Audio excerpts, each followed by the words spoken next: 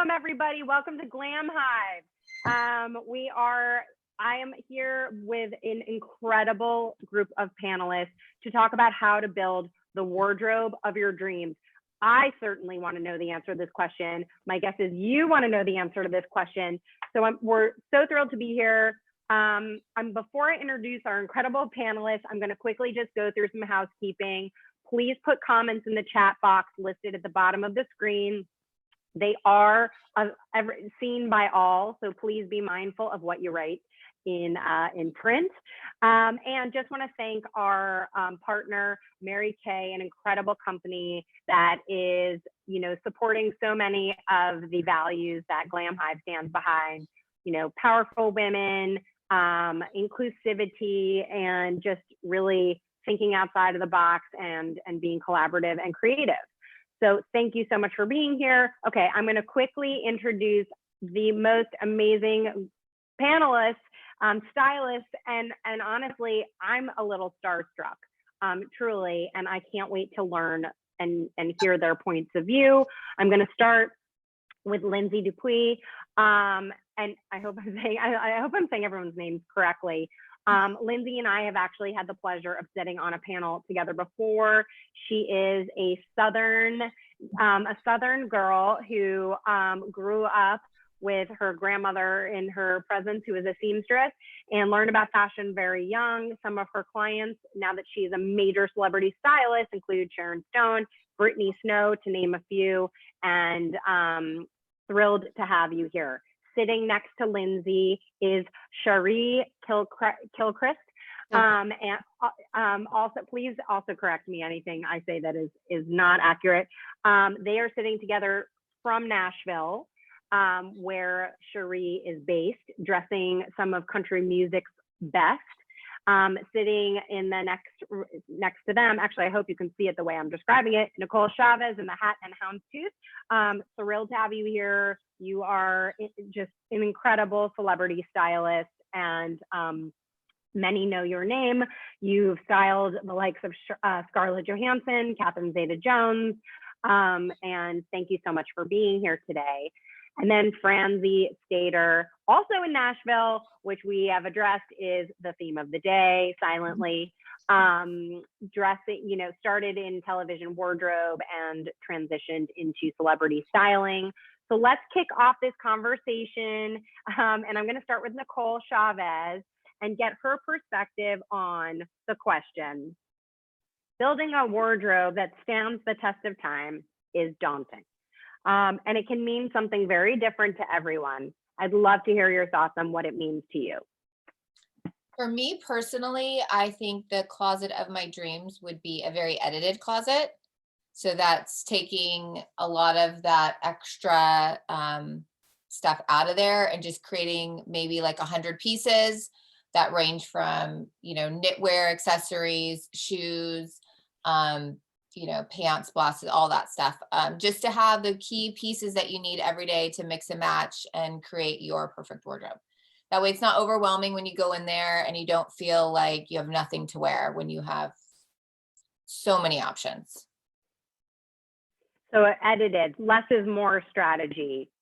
Franzi, we had spoken. Let's hear your thoughts on building the wardrobe of your dreams. Yeah, I agree with Nicole, actually. If you have an edited wardrobe and you actually understand the pieces that are in it, you're less likely to go to the store and just impulse buy, which happens a lot. People, they do a really good job. They present it on the mannequins and you're like, oh my God, this skirt is so cute. And then you take it home and you realize it's not really your style. You can't pair it with anything. And if you have that understanding of what actually is your wardrobe, you're more likely to go into a store, buy a new piece that you need, maybe change it out with something that you've already worn multiple times. And you're like, oh, I'm kind of tired of it. But that gives you kind of that power and knowledge to not get overwhelmed with your closet. And it also avoids, trends that are not for you. So going into trends, you sometimes find yourself, oh my God, I should wear this. I have to like it. And then you look at a picture and you're like, oh my God, what was I thinking? You know, so that also avoids that. And not every trend is bad. It's just that maybe not every trend is for you if you understand what your style is. I think that I want to actually just ask my next question based on the last thing you said. So how, not everybody knows what their style is. And I think that's why a lot of people come to you all to sort of clarify that vision for them. How do you, or how does one, if they're sort of trying to figure out their style, they're dabbling in trends that aren't looking great, how do you zero in on finding or harnessing that thing that feels right and authentic for yourself? I feel like it's important to have your client figure out who they want to be, so they don't jump on different bandwagons of, trends, and just figure out like your authentic self, like who are your style icons, because everyone has them, whether you realize it or not, whether you love your fashion lover or not. You either want to be that French girl that's effortless, or power dressing for the businesswoman. So I think it's just important for them to figure out who they want to be. That's where I usually love to start by editing a person's closet out, because then you get to really know them and then figure out like, what did you love about this? Maybe it's not right for you right now, but who were you trying to be in this moment, and how do we make it, get you there? I love that answer. Yeah. Sorry, go ahead, Nicole. Just tying into what Lindsay said about style icons. I'm a very visual person. I'm sure we all are on the panel. And for me, when I'm working with a new client or even with myself, I will take one person in particular that I find really celebrates a style that I want to have, or that I like, or that suits my body type. And then I think about when I'm getting dressed or when I'm about to buy something, would That's great. so-and-so wear this? Yeah. If the answer is no, then you don't need that piece. That's a really easy cheat for me. I can use the example of like, let's say Kate Moss. She's not my personal, I love her style, but like, that's not my body type. So I wouldn't necessarily wear that. But let's say that was a client of mine wanted to achieve that look. When I'm out putting things together, I'd say, would she wear this piece? If it was some suit that I couldn't see her in, I'd be like, okay, that's an edit. That's something I love, but that might not work in that. So that keeps you sort of in those parameters and keeps things edited out. Because I think it's overwhelming. I think people get very overwhelmed with options, and trends are coming at you all the time. There's always something new. I think you just have to stay in your lane, find your icon, find the person that you identify with, and that will help you keep that closet edited. Yeah, actually, on that note, I do have to say that style boards have become such a thing. And I'm surprised when you start working with a client that they, it's so easy. You can do it on Pinterest. You can even do it for yourself. There's so many like do it yourself, sites. And just to put that, help a client with visualizing, just as Nicole said, because it has to be visual. And it makes it so much easier to actually dictate, if you have a style board, you have a style icon that you follow, then you buy new clothes, does that actually match? Or you can even go into a store and be more directive instead of just, kind of at random buying things. You can look at your style board and you can be like, oh, this is actually a piece I'm looking for, rather than the store or the retailer telling you what you need. You're basically going in and you're like, this is what I'm looking for. So it gives you, kind of puts you a little bit more in the driver's seat. Yeah, I love everything you're saying. I love this idea of leveraging Pinterest or Instagram and like really building that so that you have your wits about you when you go shopping. Because I think women are consumed by the emotion. Sometimes you just buy something because it's emotion. So let's talk about building this wardrobe, because you are being more meditative about it and more deliberate. Does that mean it has to be expensive? Is building the wardrobe of your dreams mean investment? And if so, like, where should people budget to make those investments? I think, and maybe For me, my new motto is, if you won't, like, before I buy anything, I'm like, will I wear it 30 times? I feel like in the state of the world right now, we're all trying to be a little bit more conscious. And so I think it is important to invest, everyone loves to say like the capsule collection, and figure out like, what is your favorite white t-shirt? I know Nicole last time said like she has a t-shirt that she loves. She wears it to work out. She wears it to go shopping. Like, I love that. I was like, why didn't I think that I can wear it to work out and to go, like look fashionable too? So I think it is important just to hone in on your basics and invest in them. Maybe it's, not a boatload, but invest in things that will last. I feel like that's the important. I think elevated basics it's a huge thing that if you have it, you're 10 steps ahead, knowing, because if you wear it a lot, why it's kind of interesting, because you talk to clients and they're like, well, I wear it so much, I don't want to spend a lot of money on it. And I'm like, but that's the point. If you actually wear it a lot, find something that has good quality, that survives the dryer and the washing machine, so it still looks really good, you're actually getting a lot for your money. But I also have to say, everybody has different understanding of what's expensive, and I think it's very personal. And sometimes somebody invests like $50 in a t-shirt, and they think that's so much money, and this is like, it means something to them. And then sometimes somebody can spend several $100s on a piece, which is all, it's so personal to what is expensive to somebody.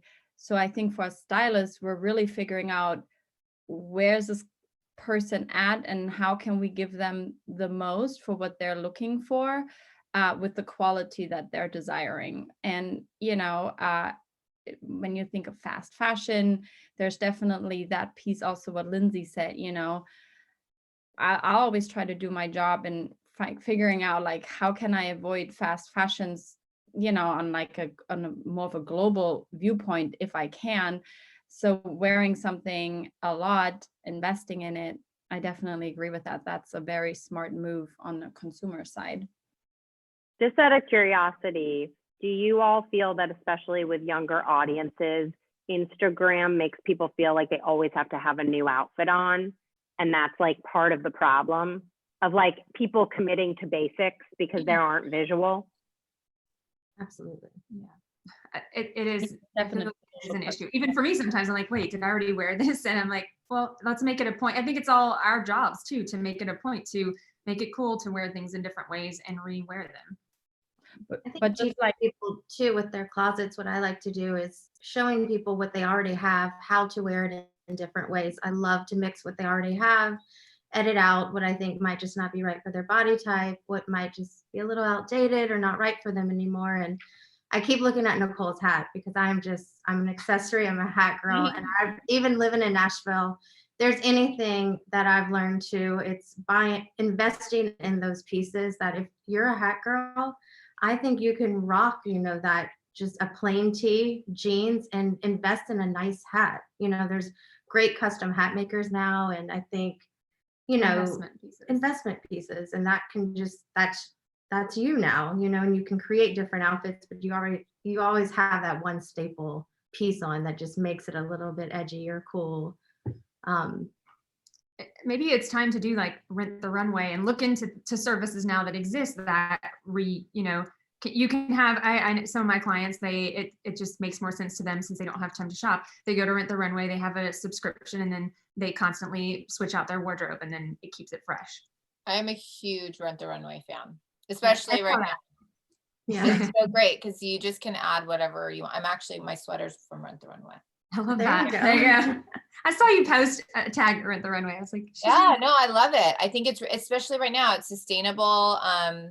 It's a great way to get new pieces, and you're not, if you're feeling like you need a little update, or you're feeling like you want to try out a trend without having to do like a big investment, I think it's a great way to go.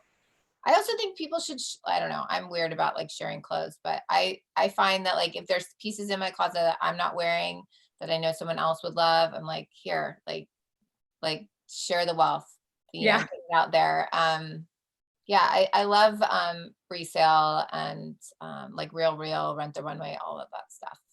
Yeah, absolutely. Let's go back to our topic of building the wardrobe of our dreams. if we're just starting at square one, kind of like what's the 101 thing every woman should have? Like I think Lindsay mentioned the word capsule. What's in a capsule wardrobe for people who don't know?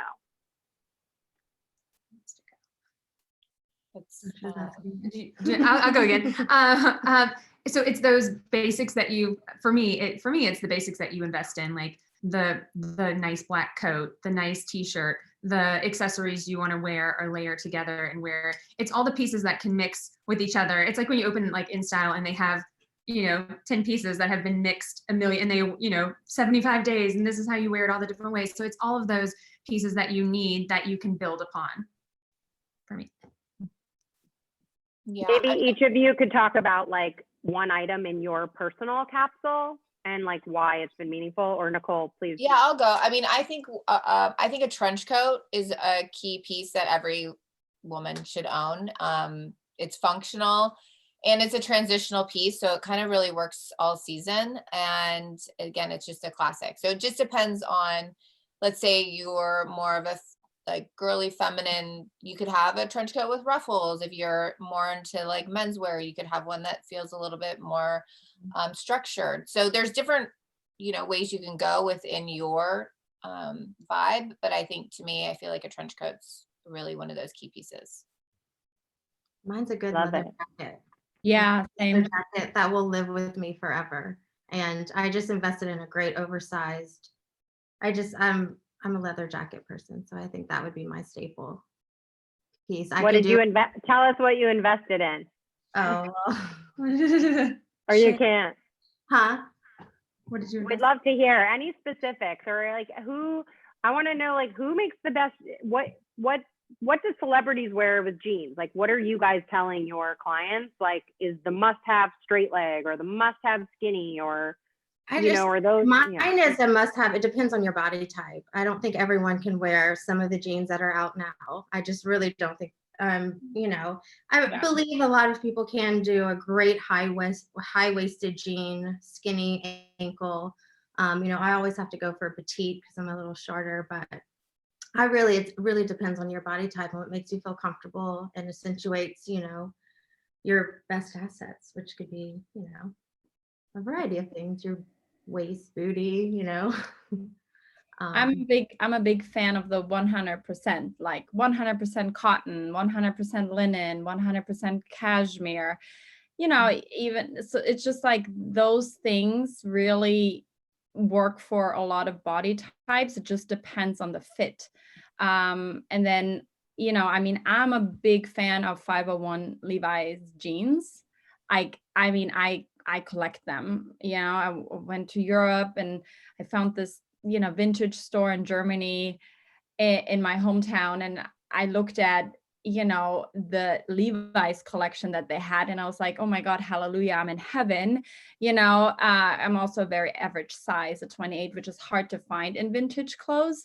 So when you find that, I'm a big fan of like, just buy as many as you can and have it in your closet in, different colors and different, length. But for me, like a good jean, like 100% cotton jean, I think it looks good on a lot of people. The stretch is, for a lot of people, they like comfort, and so they add the stretch to it. I personally think 100% cotton jeans look really good on a lot of girls, especially the 501s. Even for guys, it's such a classic piece of jean. So when you find something that really works on you and you kind of know it's your thing, it's your style. If I find that white t-shirt, am I supposed to buy multiples of them? Sure. Is that part of having that perfect wardrobe? Is just believing and committing to a style? Because I don't think a lot of women know, like, okay, I can buy 5 of the same item. Because if you look in your closet and you've got like all your t-shirts lined up, there's probably at least 5 to 10 white t-shirts, and they're all different. So, and I bet you wear 1, maybe 2 of those. Yeah. So why not buy 5 of the ones that you love, and then you always just go and grab it? Like we were talking about Lindsay, the last one. I'm a big it's the redone Hanes on Shopbop is my go-to. I like that one. Cropped, and I love it, and I wear it all the time, so I don't have to think about it. There's my white t-shirt and go. is part of looking awesome and having the wardrobe of your dreams, knowing when to throw out. Like, t-shirts don't last. Even if you buy a $200 designer t-shirt, at some point they just give out. Correct. I mean, not to get gross, but like, can we just tell people when is it time to throw out your t-shirt? Like, is it like if there's like discoloration? Is it like, Well, I think living in that's part of Nashville looking is amazing. actually better. The more worn in your t-shirt is, the better here in Nashville. So should we just Yeah. keep? But also I keep it. a tip for yellow under on white t-shirts is to wear deodorant that doesn't have aluminum, because the aluminum is what causes the discoloration. Just a random stylist tip there. Yeah. But if there's I think That's helpful. when it starts to like get like, even cotton will start to like bead a little bit, and then it's discolored. Yeah. And it's time to refresh. And that was a good tip of buying like more than one, because that's just such a simple solution that you don't think of doing, but then it causes less stress. I'm really a fan of like the simple solutions that I always am running out of socks. I'm like, why don't I buy more socks? It's a $10 investment, so just do those things to make your life simple. Yeah, having multiple of a staple piece in your closet is definitely helpful. It's kind of a little bit of a uniform, and then you can, accessorize it just like, with your hats and belts and whatever is your, accessory game. So I'm gonna just, I mean, I'm really going rogue on these questions, but I love the way you guys are speaking to everything. I mean, is it fair to say that from a seasoned stylist perspective, women who have the wardrobes of their dreams do kind of live in a uniform? They've established it's having style is sort of committing to a look. Is that fair to say? Versus like constantly being a chameleon of fashion. Absolutely. I feel like that's exactly well said. I mean, you're just in the driver's seat. You just know exactly what you want to go for. And everybody evolves, of course. What you wear in your 20s is probably different what you wear in your 30s and 40s and 50s. But if you have integrity in your own sense of style, it can definitely be translated. And of course, doing your seasonal overhauls, is it something that I haven't worn in a while? Did my style like outgrow it? Have I changed? I mean, from partying in college, you wear something different than when you're, work 8 to 5. And so your closet should reflect that, but doing it with a sense of what is my style rather than what should I wear, what I'm being told by, trends and fast fashion. I love it. I have a lot, I want to figure out exactly where I want to take this conversation. So because I think it does really mean something different to everybody. If you just had a client sort of coming in today, I guess we sort of talked about this in terms of creating the mood board and cleaning out the closet, but what other parts of the process are there in terms of really hand-holding somebody who isn't necessarily a celebrity, but like just a regular woman who wants to look fabulous and may not know who her idols are? She just, I don't know, just like what advice would you give, or like what's the approach? Or for somebody just trying to do it at home who can't afford a personal stylist? I think, again, going back to what I've said at the top, is just editing. I think once you get a lot of the clutter out, you'll be able to see what you have. I'm a big fan of playing in my closet, which means I go in there and I rework things. I try to come up with different ways to wear things or be creative, because I honestly feel like when it comes to trends, they're just secular, and most of the things that are trendy now, you could probably find in your closet. You just have to go in there and find it, and then rework it and make it modern or make it current for what's happening right now. So I think it's just getting all the stuff out of your closet that you're not wearing, that you're not using, so that you can see the key pieces that you do want to wear, and that do fit you well and will give you that, look that you're going for. I mean, like we all said, we all have ideas of who we are and how we want to express ourselves. And it's really important to have that clear vision so that you can edit, and then you can know what to buy or fill in once you have edited. One of my favorite things that has been said today was just this idea of having a conversation with yourself in the store. like kind of something to say to stop yourself from making a bad move. And mine all my life has been, my mom always said, if you can't imagine what you're putting it with at home, don't get it. That was my personal one, but I love some of your questions of like, does my idol or would she wear this? I think Nicole said that, which I thought was really great. We do have a couple of questions. So I just want to, let me just take this one. Loving this panel. Thank you, Karen. Who are some of your favorite designers? She'd like to know.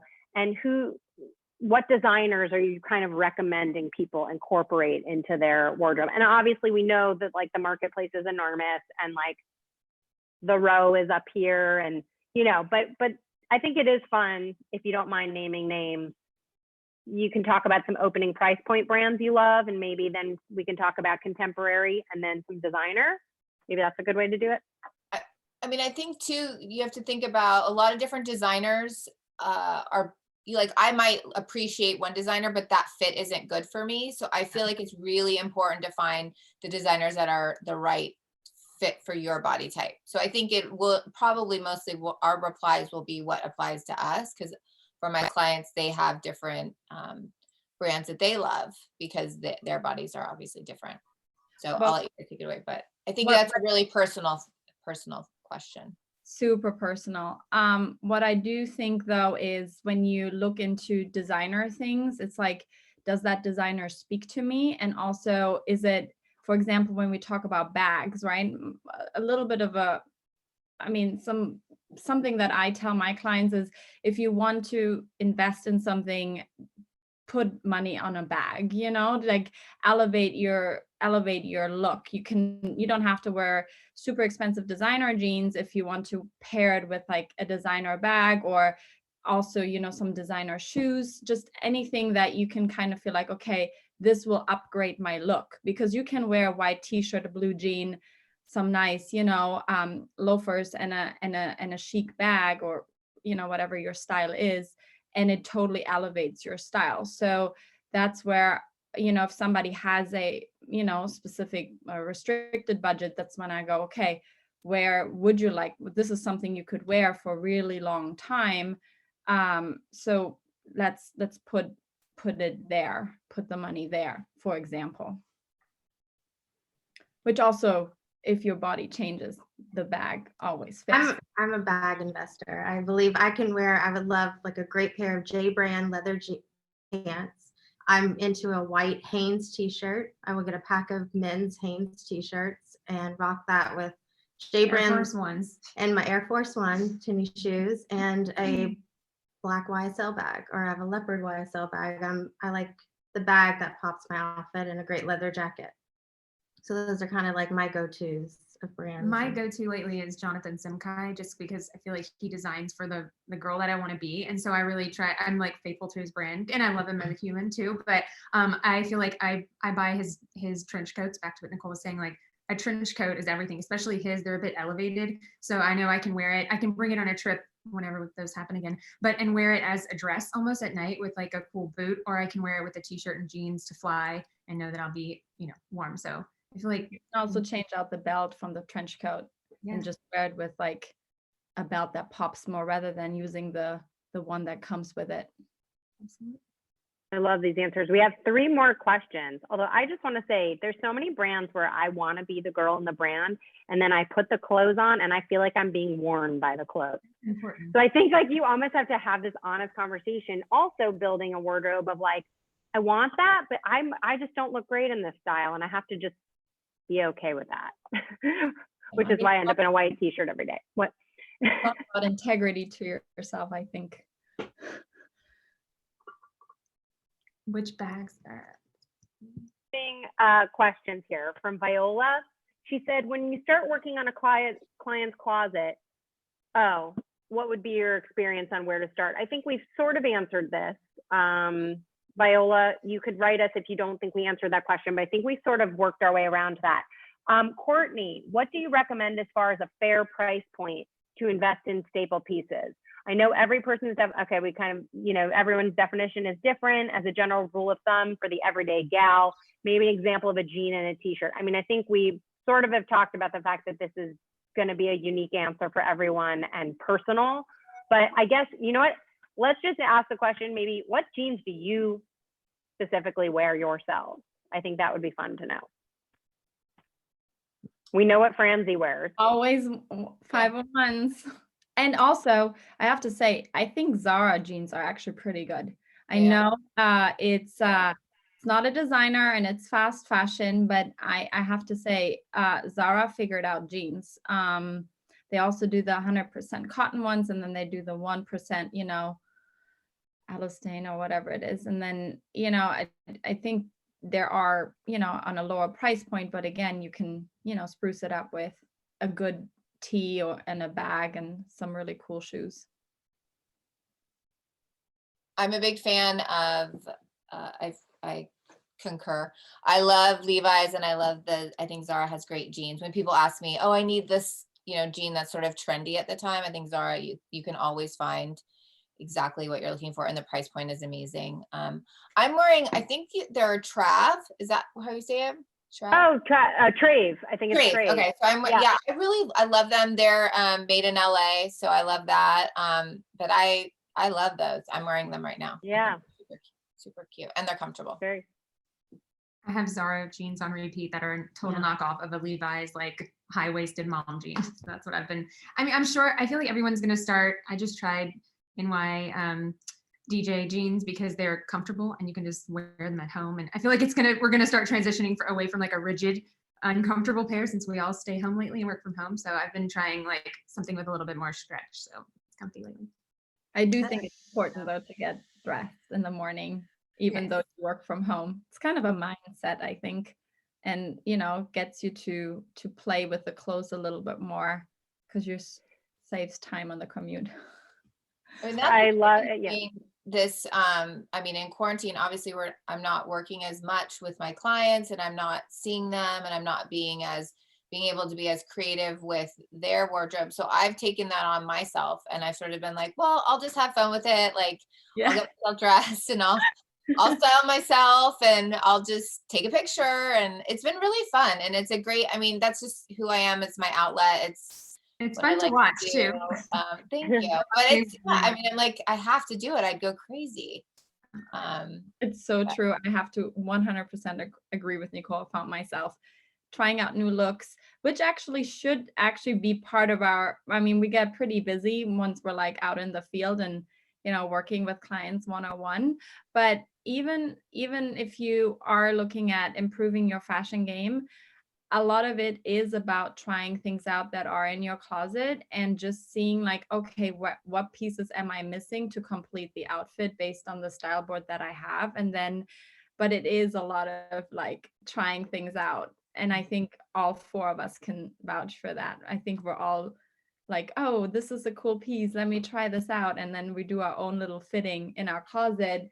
And, you know, even if you're not a stylist, that's like something you have to put in a little bit of time and you know, creativity to, you know, then go out and like feel good in the clothes and have them, you know, ready those looks. I mean, I think what's so valuable about everything you all are saying is that there's work involved in looking good. It's not just like a 1, 2, 3, buy these pieces. You have to really get involved with your closet, and whether that means laying the looks out on the bed, you know, really playing with what you have. I'm going to give you guys a challenge. I want you on Instagram to please don't forget this panel. And I want to see like a wardrobe. Like the thing that I think is most interesting is the reworking of the pieces over and over in different iterations. I think it would be really interesting as a fan, an Instagram fan, to just see how you're styling your white t-shirt multiple ways. What is a Zoom call situation for you guys? Like, I'm looking to you for inspiration, as I'm sure this audience is. And I think we have 1 minute left, but I would love to see that from you. That's just a selfish request. Anything you guys, you know, kind of want to say just in terms of closing thoughts on this, or anything you want us to know just as a publicity shout out, things you've got going on, or just anything you want to say to close?